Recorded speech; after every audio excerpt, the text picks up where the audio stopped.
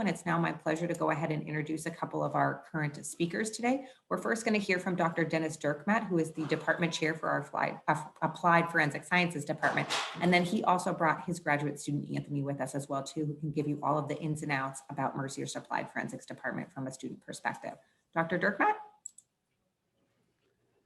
Hello, everybody. I hope everybody's well. We have a big crowd here, so I assume all of you are interested in forensic sciences in some form. We can talk about what we do here at Mercyhurst. When we talk about forensic science in general, there's a lot of different avenues that you could follow. If you're interested in insects and how they impact bodies and decomposition, there is a field of forensic entomology, and almost anything that you can think of, you can put the word forensic in front of, and there you have a discipline. Here at Mercyhurst, we've decided to focus on our expertise. And so we have 3 concentrations that we offer here. The concentrations are in chemistry / toxicology. That's sort of the classic component of forensic science. Any department that started off, 10 years ago in the forensic sciences has a forensic chemistry component to it. Another one is the criminalistics. Criminalistics is a study of evidence at a crime scene. And so that's often portrayed as the most fun of all of them, where you get to go to a crime scene and collect evidence, analyze the evidence, and try to interpret what happened based on that evidence. So that's one part of it. The other part is the forensic biology. And forensic biology these days is essentially dealing with DNA.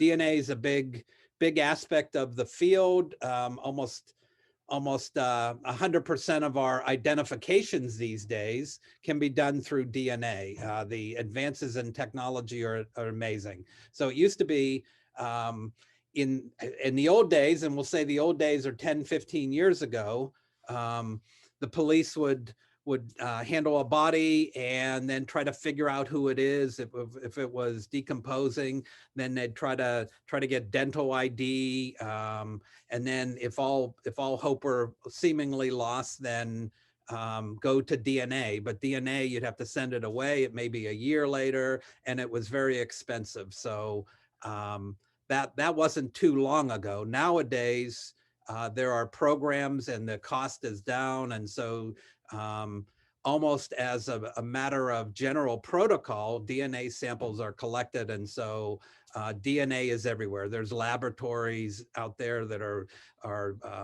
aching for people to come work, and the labs are cropping up every day. So that might be an area to consider, that if you like DNA and you can learn about it, then that would be an aspect of the forensic sciences. The third concentration that we have is forensic anthropology. I'm a board certified forensic anthropologist, so sort of the centerpiece of our program is the forensic anthropology. Forensic anthropology was originally sort of described as something, or experts that deal with bones from forensic cases. We've sort of transformed it a bit here at Mercyhurst because of our expertise also in archaeology, of all things. And so we can apply archaeological methods to outdoor scenes. And so we can go to the scenes, and we do. We do on average about 120 forensic cases a year, where we'd go maybe 15, 20 different times to go to the scene to process them. The police come upon these remains, and then they say, we're not really familiar or comfortable with dealing with leaf litter, dealing with outdoor scenes and decomposing bodies, and so they'll call us to process the scenes. And so that's an area, if you're interested in outdoor processing scenes and doing that type of stuff, crime scene investigation, then that's sort of what we do. That's what we train the individuals. So we have those 3 major concentrations. Leading up to that, if you've looked at our curriculum, it is a very, very heavy duty natural science curriculum. So I often liken it to like a pre-med curriculum. Um, you're going to take a lot of biology, a lot of chemistry. You're going to take calculus, maybe multiple levels of calculus. You're going to take physics and take all of that. And so if someone were to look at your resume of the classes that you took as an undergraduate, you would be ready to move on to a med school. You'd be ready to move on to a biology department or a chemistry master's, et cetera. So that's part of the plan. Step one is to build scientists. And so I'm realistic. When we get on average 40, 50 freshmen coming in, by the time they graduate, we may see 30 of them or 20 of them. It's not that they're sick of the program or they couldn't stand it. It is that they've decided that they like straight biology or chemistry or calculus or something like that. And so they sort of redistribute themselves into those programs. And so in a sense, our forensic program is a feeder program to a lot of the other science programs. And we do that also, that the chemistry department, the biology department, and our department all have the same basic classes in the first couple years. So everybody's taking the same sort of thing. And then by your sophomore year, you'll have had classes from experts, and they can say, you were thinking of a career in biology or a career in forensic anthropology. Here we can give you the straight talk and say, this is what you'd have to do to get to that point. Do you really want to do that, or do you want to do something else? And so by the sophomore year, I see that as the students, you guys coming in would decide what you want to do, and you have good information to base that decision on. And again, it's of the 50 that come in, we may see 30 that graduate from our department, but I will see typically the other students, okay, a couple of them are graduating from biology, some from chemistry, some went into math, et cetera, et cetera. And so the training is very good up front, and I see it as a first step. Since it is the natural sciences, the next step is, if you're going to make it a career, it would be a master's degree. And so most of the students would be thinking about that. We do have a class of students that come in that want to maybe work in law enforcement or work in investigation. In that case, you may be able to jump off after 4 years and then go into that discipline, go into investigation. But generally what I see students that do that, they realize after some years in the field that they would be better served by getting a master's and moving on and getting some advanced degrees. So that's sort of a general characterization of our program. It's not an easy program because it has all of those hard sciences, but I see it as a way to, if you're a student that likes science and you do well in it, but you're not exactly sure what you want to do. You said forensic science sounds pretty interesting, but you didn't really have classes taught by experts in high school. So, I may or may not like it. We provide an opportunity to come in and say, yeah, I have that interest. I want to learn more. And maybe by my sophomore year, yeah, I'm solidified in my choice, or I want to do something else. If you're taking all these natural science courses like the other programs, then you could just move into them. You don't have to start from scratch. If you started off as a religious studies student and then said, you're a sophomore and then I want to go into forensic sciences, you have to sort of go back and take the chemistry, take the biology, et cetera. But if you're interested in the sciences, then this is a way you progress through it. If you decide to diverge, then you can do that easily. So the last thing that I really want for you guys to do is to have to spend another year here. Spend more money here at Mercyhurst. Maybe that's not a popular thing, but our program is a 4-year program. You should be able to get through it in 4 years, rather than saying, well, you missed these classes, you need to come back and take them. So it's not an easy discipline, but we're pretty good at what we do, and so we understand the field. We understand what it would take to be successful in the field, and then we have the good basic, good foundation of the natural sciences to train the students. So are there any specific questions for our program? I can go over sort of the process there of what types of classes you'll be taking, et cetera. But I think, well, are most of you juniors here? Is this? It's a little bit of everything. So we have Okay. quite a few students that are looking to enroll this fall. We also have some Okay. students that are just kind of embarking on their college search as well too. Dr. Okay. Dirkmatt, I don't know if you noticed in the chat, but one of the questions that popped up is probably a good one for you, but they were wondering if your program's accredited.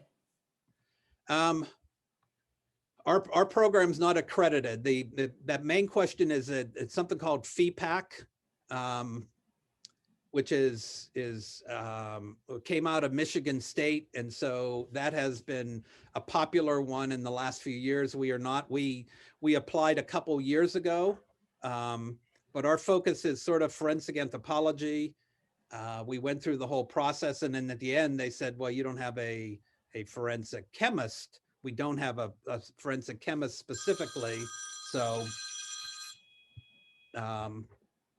yes, we haven't been accredited through FEPAC or anything like that. I understand from the last forensic meetings, I think there is a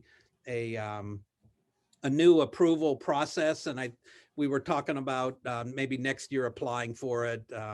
We wouldn't have any problems. We've followed the guidelines in the specific disciplines, and then in terms of our laboratory, we are what's known as ASCLD. ASCLD, we follow all the ASCLD certifications. So the short answer is no, we are not. But from my vantage point, we haven't needed it. I have never had a student come back and say, oh, we weren't accredited, I didn't get into the school of my choice.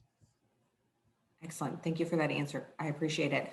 Some of the other questions that have popped up are, how many professors are in the applied forensics major? And then can you also talk about maybe what their expertise is? Yes, I'm the chair of the department, and my expertise is in forensic anthropology. I'm a board certified forensic anthropologist. Even though it was a COVID year, it was a pretty good year for me because I received, in the discipline of forensic anthropology, I received the first ever awarded Outstanding Mentorship Award. So I was the first one. Maybe in the subsequent years, they'll call it the Dirkmatt Award, but I will hold my breath on that. And then I also won, I think this was the first time ever, I also won the major Lifetime Achievement Award in the field of forensic anthropology. So not to brag or anything, but it's more a testament to both of those things are to the students and how they do in the field. That we train them very well, that we're focused on the students. And so it's worked out well that way. We also have Dr. Jo at Sirius.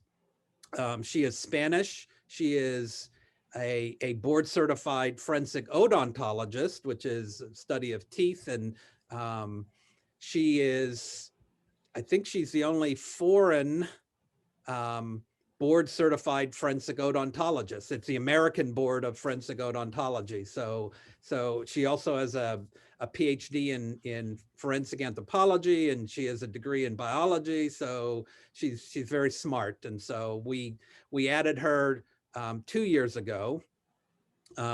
So she deals with the dental issues. That's something that we didn't have too much before. I'm the only board certified forensic anthropologist in Pennsylvania.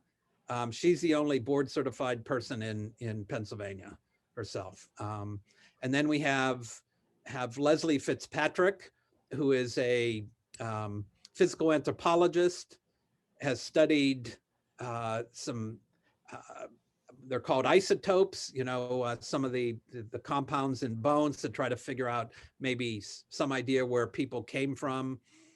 She does some of that research. We have Luis Cabo, he's also Spanish. And he's probably the smartest guy that I know that I've ever met. And he takes care of the statistics. He takes care of, since he's a trained biologist, he knows how to do research as compared to anthropologists.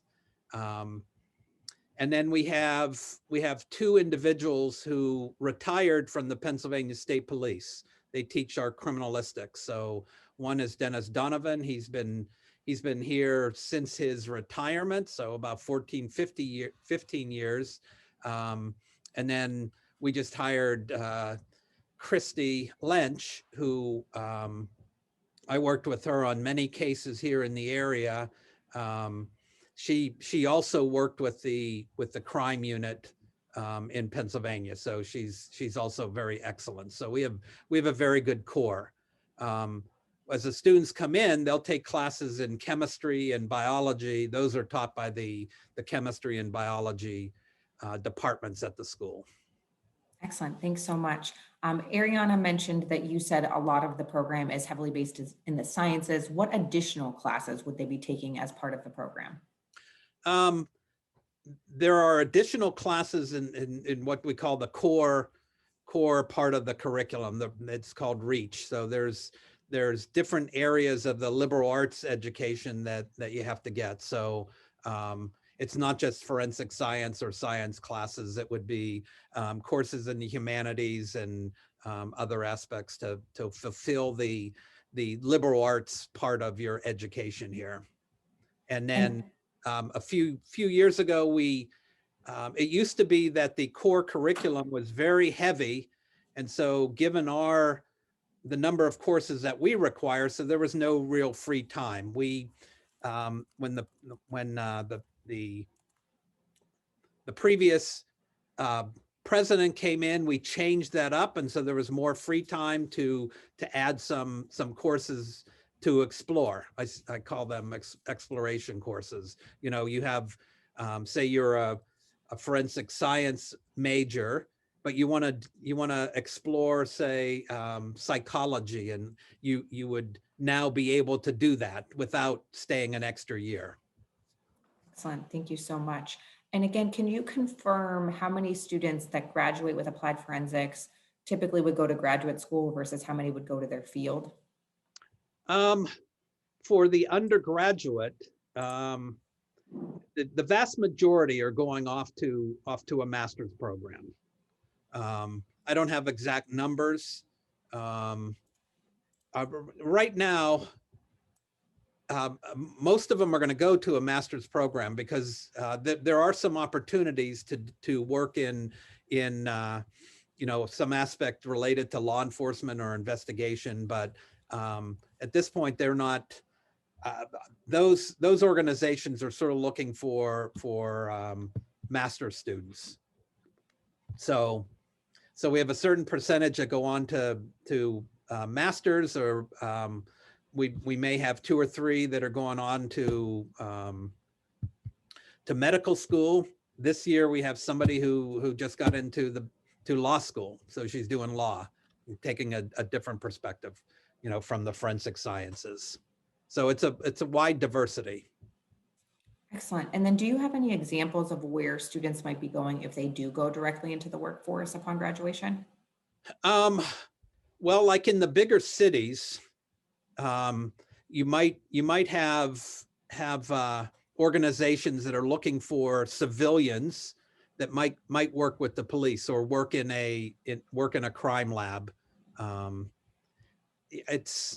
There are some opportunities that way, but I think maybe the main thinking, if you're coming into our program in the hard natural sciences, that you're gonna do your best move on to a master's program. That will help set the stage for, you know, a long time career.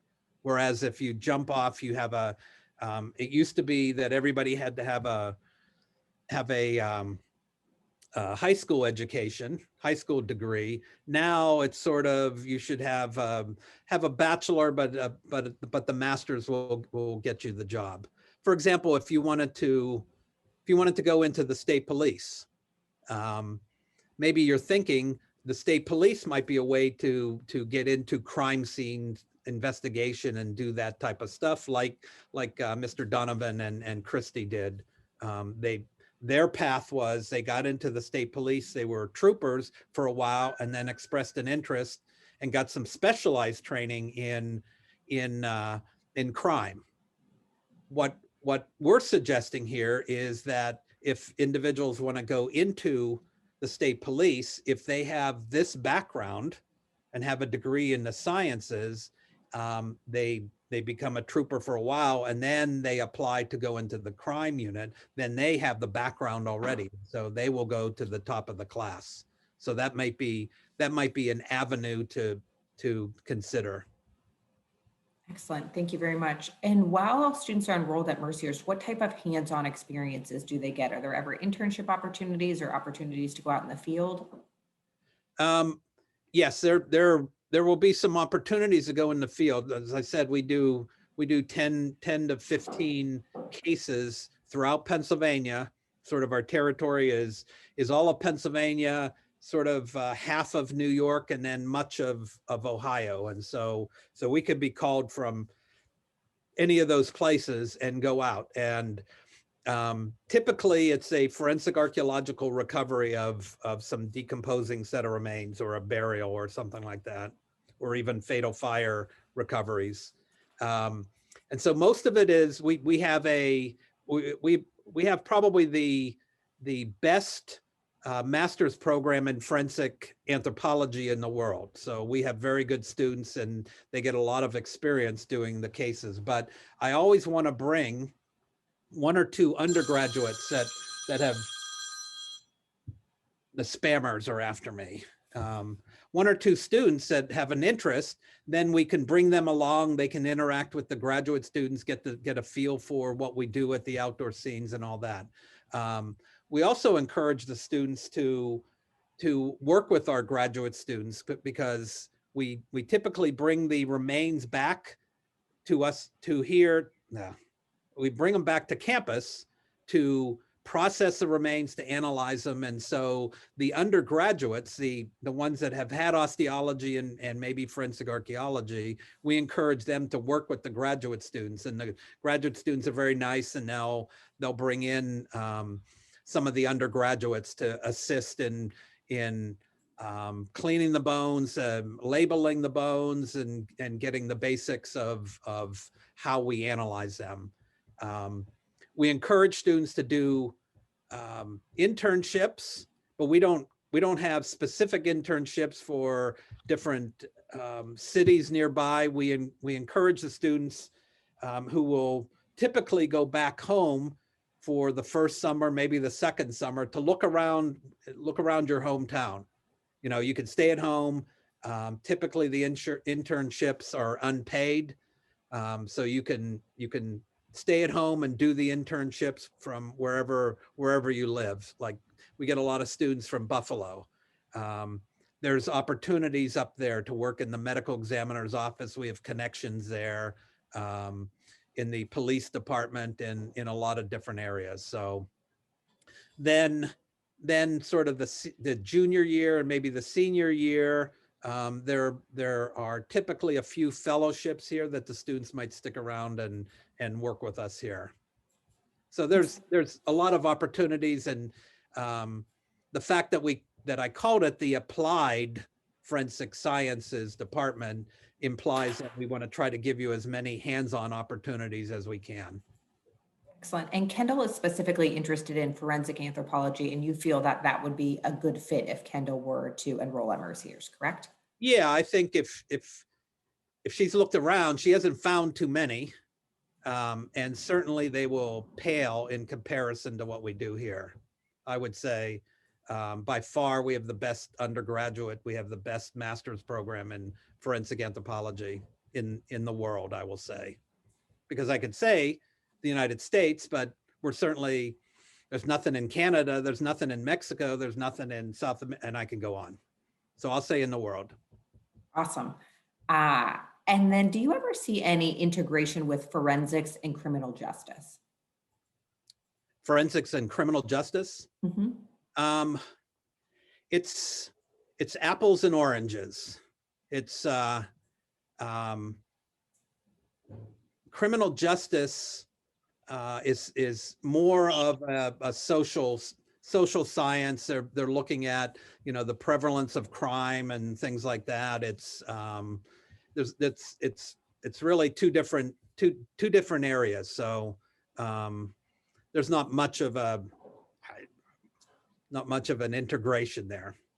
And So you do feel that the natural science path that you've outlined in forensics opens more opportunities in this specific field for individuals post-graduation, correct? yes, I can't emphasize that more. Yes, Okay. if you want to work in the forensic sciences, then you start off with the sciences and the applied forensic sciences. I mean, because you could, like in criminal justice, that is often perceived as a path to get into law enforcement, because like the state police require an undergraduate degree to get in, and so a lot of the cops think that I should do it in criminal justice, and that's been the path. But I can see here that if you have a science background, you'll have a degree, and you've sort of proven that you can take on the hard courses, that you have a lot of brains, and you know, that certainly won't hurt your application. It would only enhance it. And then is it fair to say that if a student knows that they aren't interested in ever pursuing a master's degree, that their opportunities with just the bachelor's degree would be limited? Yes. If you're looking at a field, like you're going into a crime lab and you want to do forensic chemistry, if there's an opening in a forensic chemistry laboratory and you're competing, you have an undergraduate degree and you're competing with somebody with a master's in toxicology or forensic chemistry, yes, they'll have an advantage over you. Okay, and then have you ever had anybody in the forensics department do a 4+1? One of our prospective students, Madeline, actually noticed that that is common at Mercyhurst. She saw it on our website. She was just wondering if you had ever seen that mixed with forensics before. We've had students,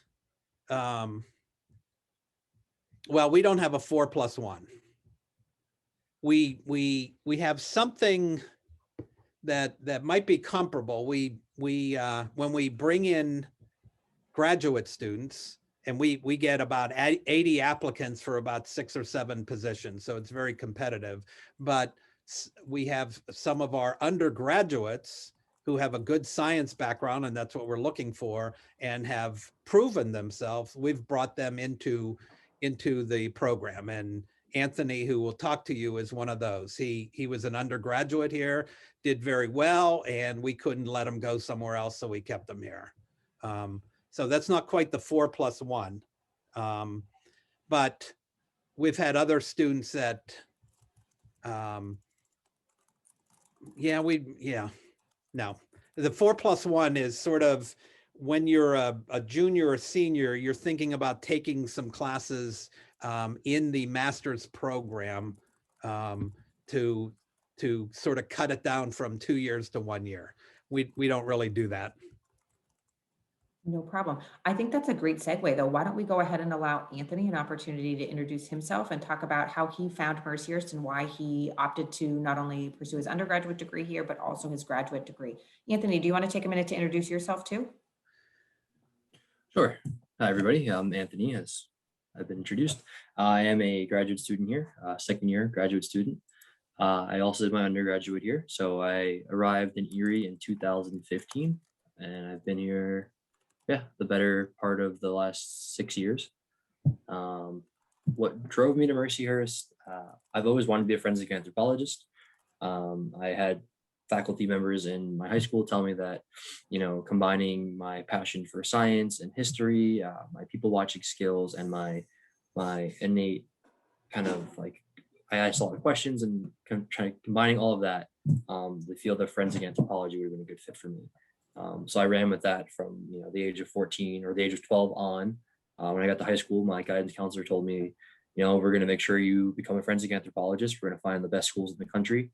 They compiled a list for me my junior year of high school, and Mercyhurst was number one on the list. And I applied to all the top schools in the country, got in, and as soon as I stepped foot at Mercyhurst campus, I just fell in love. I came in April, so it was beautiful. The weather was nice. I mean, the campus is such a gorgeous, gorgeous campus. If you have not seen it yet, I highly suggest Googling pictures or coming and visiting for yourself. The groundskeeping does such a great job of making it look so beautiful. But not only that, my parents said that as soon as I walked on campus, I was just ear to ear smiles the whole time. That they knew this was the place for me, and they made it happen no matter what it was. And I've been here ever since, and I don't regret any minute of it. Thanks, Anthony. And I know that Dr. Dirkmatt alluded to the fact that this is a program grounded in the natural sciences, which are oftentimes very challenging courses at the collegiate level. Can you talk a little bit about how you handled those challenging courses? And if you stumble into a course that maybe you're not being as successful as you would have hoped, what resources are available? Yeah. So starting out my freshman year, they put me right into all the natural sciences. I took my bios and my chems my freshman, sophomore year. I was an AP student in high school, so I had the experience already taking college level courses, especially in biologies. In chemistry, I struggled for a little bit, but you seek out the TAs, you can seek out the faculty members. A really good thing about Mercyhurst is that the student to faculty ratio is very small. So for every one faculty member, there's about 10 to 14 students. Every student is known by the faculty members. You're not in a large group of 300 plus kids. So every professor knows your name, knows knows your story pretty much too. So you can knock on their door at any time, whether it just be for a quick conversation or for academic advice, and they'll be happy to help you. A really nice thing about Mercyhurst is that they do implement teaching assistants, like undergraduate or graduate teaching assistants. So it is that little bit of a liaison between the students and the faculty that you can go to talk to. That's very nice as well. I've reached out to the tutoring center and the writing center and the career building academic center with my resume and whatnot. So there's a ton of resources that I've used. The 24-hour study lounge, just being able to talk to upperclassmen, talk to graduate students, and have them help me. So the resources are there if you're struggling, and everyone just wants you to succeed here.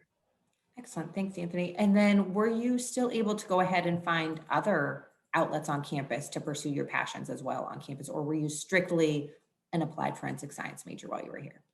No. So I actually got to play hockey here. I'm still playing hockey here. So my first couple of years, I really dove into my academics, focusing on that. And then when I realized that I did have some free time to pursue my lifelong love of hockey, I got to keep doing that here. I've also joined a bunch of other clubs like the Open Frisbee Club, Forensic Science Club, the Anthropology Club. So there is multiple things that I was able to do as well as be a forensic science major. And not even that, the city of Erie has a lot to offer as well. So I got to experience a lot of that during my undergrad and graduate time. And I know that you are currently wrapping up your master's program at Mercyhurst. And what do you hope to do post-graduation? And what is your eventual dream job? So hopefully at the end of this year, I can find a job working in academia. I'm taking a year off between my master's and my PhD. With COVID, a lot of programs aren't offering positions in their PhD programs or don't have funding for students. And after 6 years of straight schooling, I think a year off would be pretty good for myself. So taking this year off, I'd like to do something within academia so I can stay kind of in that mindset of research and teaching classes and taking classes to help me be more prepared for my PhD program. If that isn't the case, there is a bunch of labs around all across the United States that are looking for people to either help with medical legal death investigation or as a forensic anthropology consultant. So if I can't get a part-time academia job, I will fall back on working in a lab. My obvious dream job is to kind of do what Dr. Dirkmatt is doing. I would love to work at a big university or a small university like Mercyhurst, have the resources to do research and also be able to go on cases, be a consultant for the local cops, and just be able to teach the next generation of forensic scientists what Dr. Dirkman has taught me, and we've taught so many other students. Awesome. Thanks, Anthony. Dr. Dirkmatt, there's a few more questions in the chat too that I think you might be best able to answer, but roughly how many students come to Mercyhurst as an applied forensic scientist as a freshman, and then how many would be graduating? We've averaged in the last couple years between 40 and 50 freshmen coming in. So that may not seem like much, but that's a pretty big number here at Mercyhurst, coming to one major. So that's a good number. And as I said, like it's a discipline that people are interested in, but maybe not know exactly what's involved with it. And so we give that to the students in the first couple years. And the best thing that I can see is that the students figure out what they want to do. And so we always have a certain percentage that'll go off into other natural sciences, certain percentage that'll, maybe say, well, I didn't think it was so much natural science, so they went off into something else. And so by the end, and I gauge it by the as I'm sitting there in the front row at graduation, now that I'm one of the older faculty here. I've been here 30 years, which is unbelievable. I see the students that came in are, they're graduating with a biology degree or a chemistry degree or something like that. And so the typical percentage that make it all the way through, or it's not really making it all the way through, that decide to stick with it, because again, most of the students that come here stick around.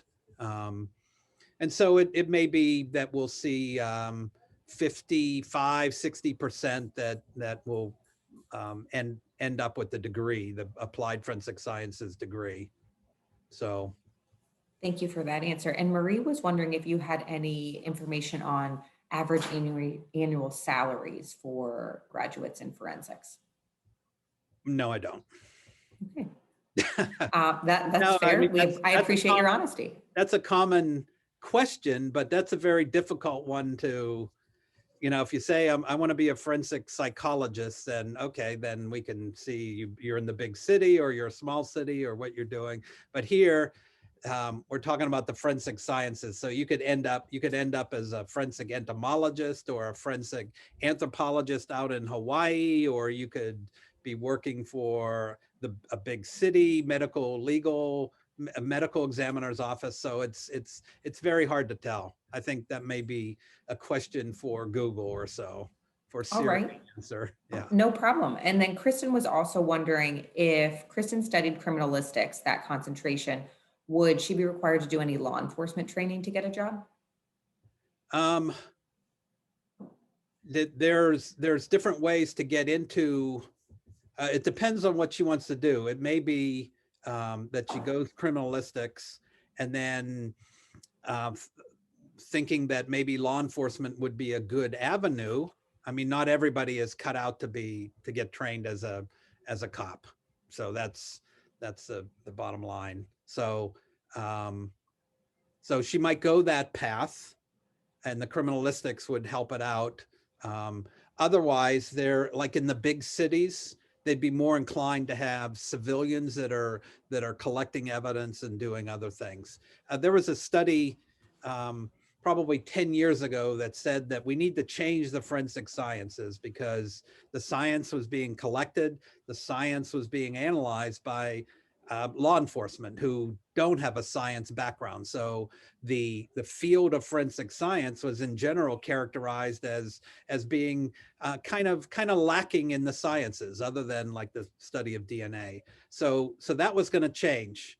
That's going to change. But what happened shortly after that report, we didn't have as much money to create a forensic science component of the government to look into that. And so, but we may get back to that and value the forensic science, the science behind the forensic sciences. The last few years, the sciences haven't been valued as much.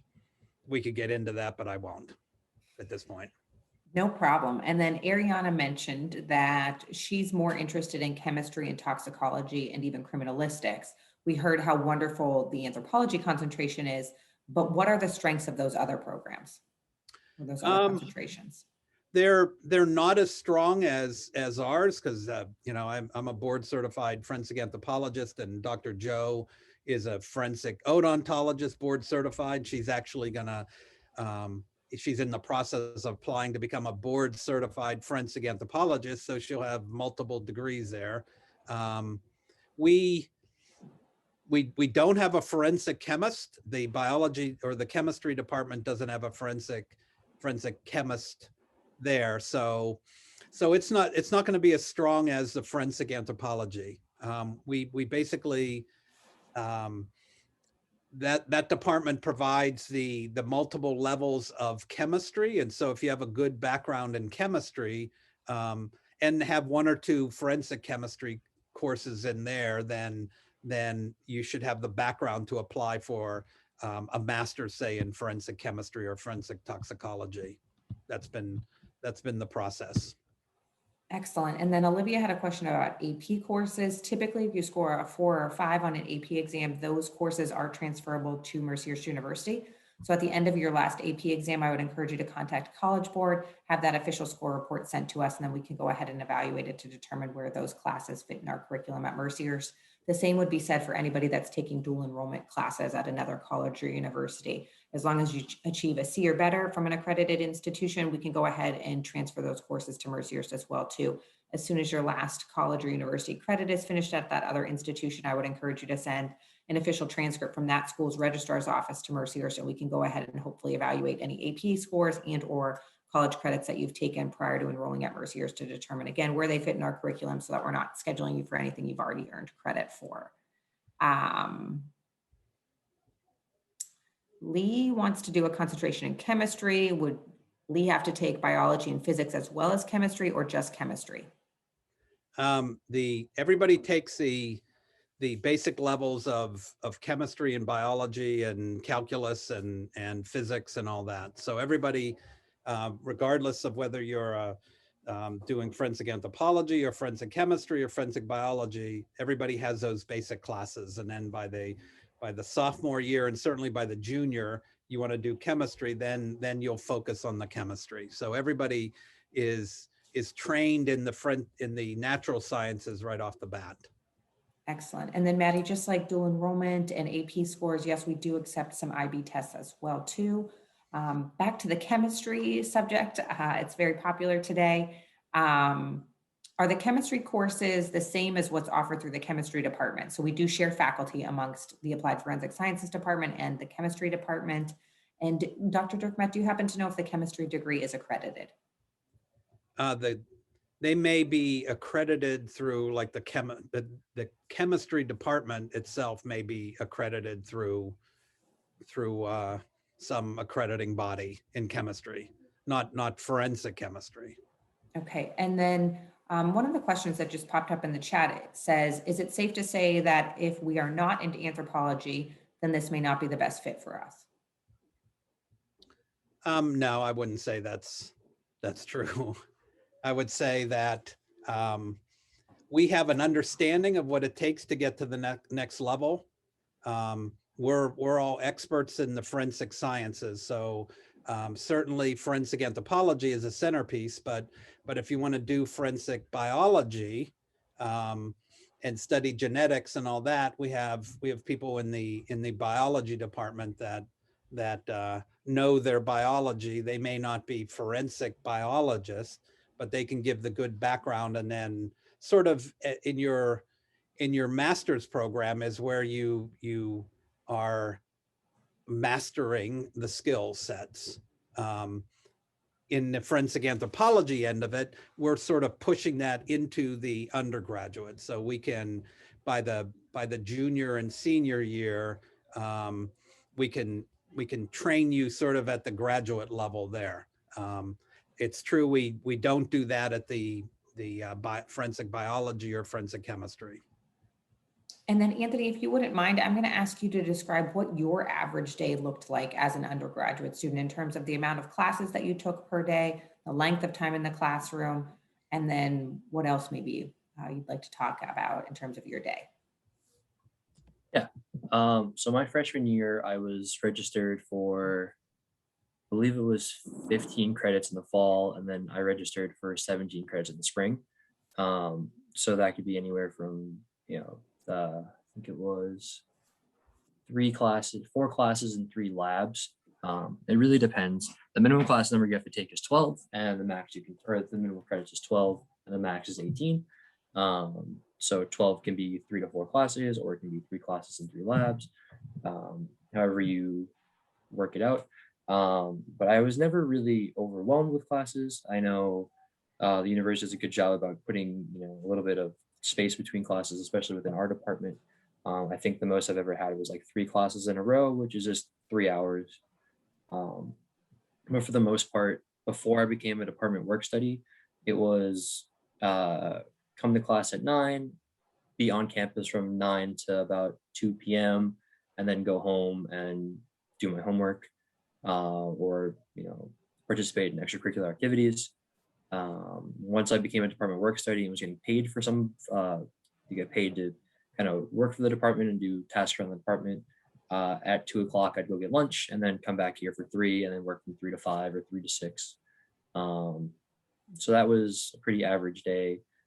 Towards my junior and senior year, when I got involved with casework, with cases that can happen at any time, there is no say.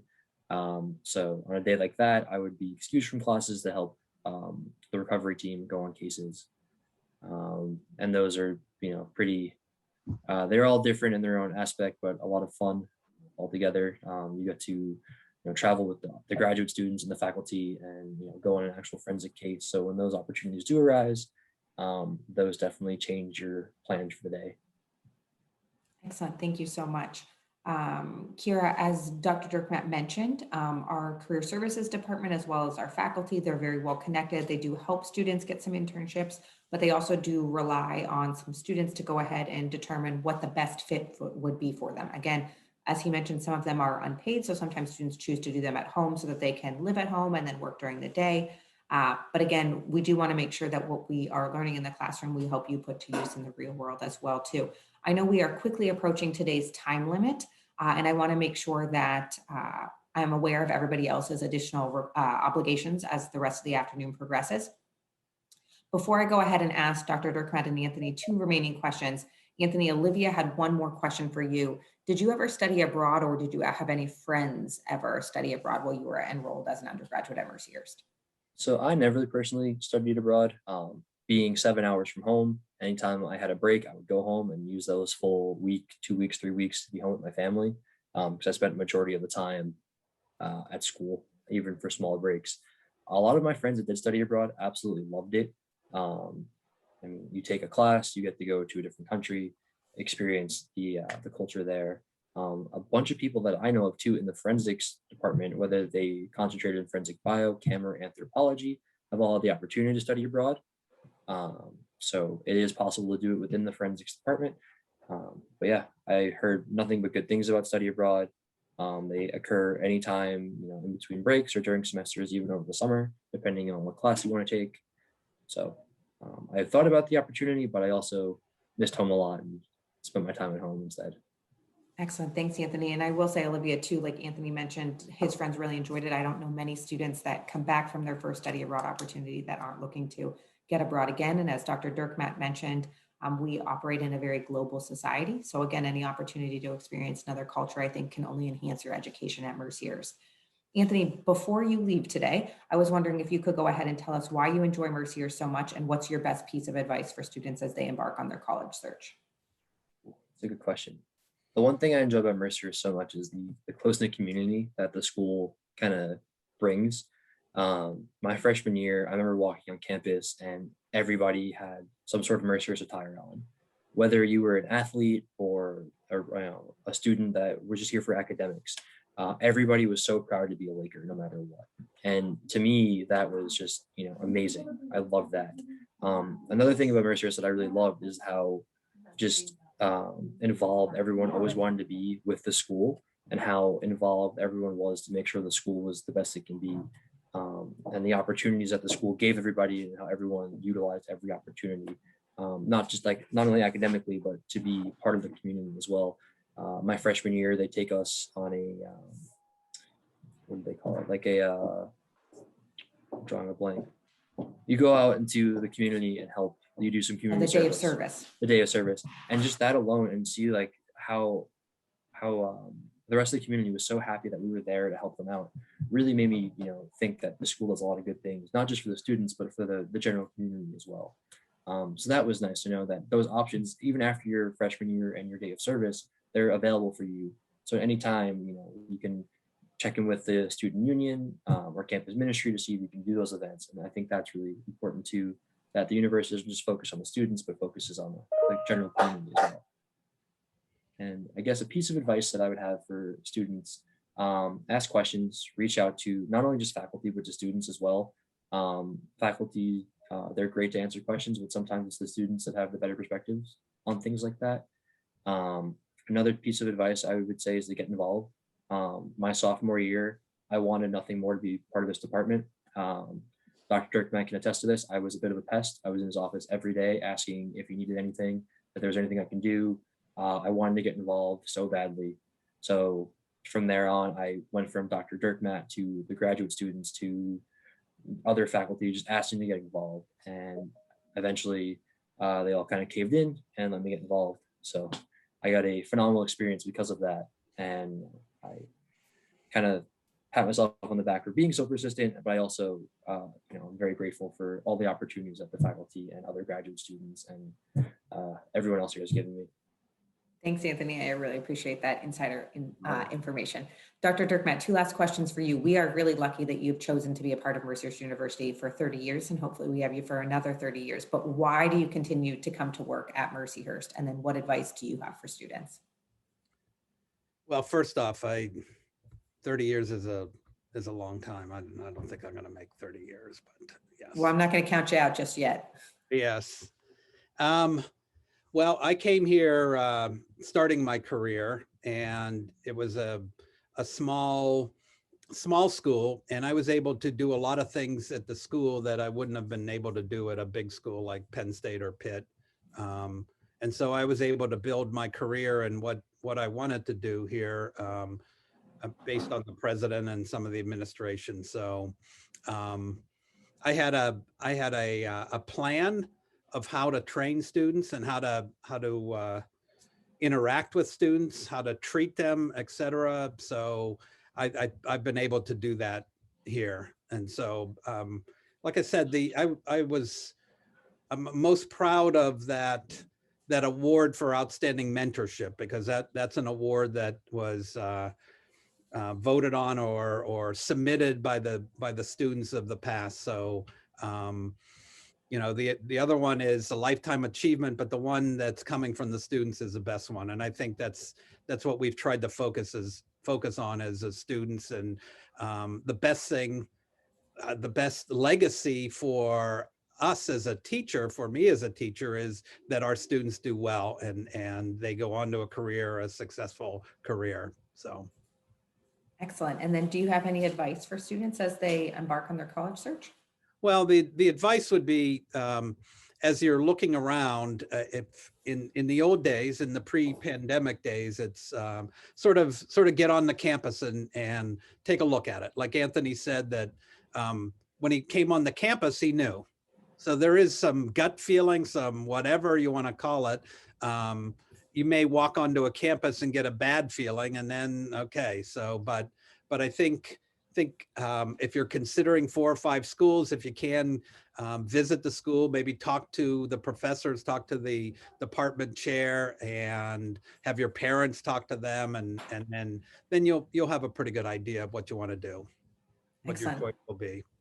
Thank you so much for all of the information you shared regarding your department today. I really appreciate the information you gave our prospective students and their families.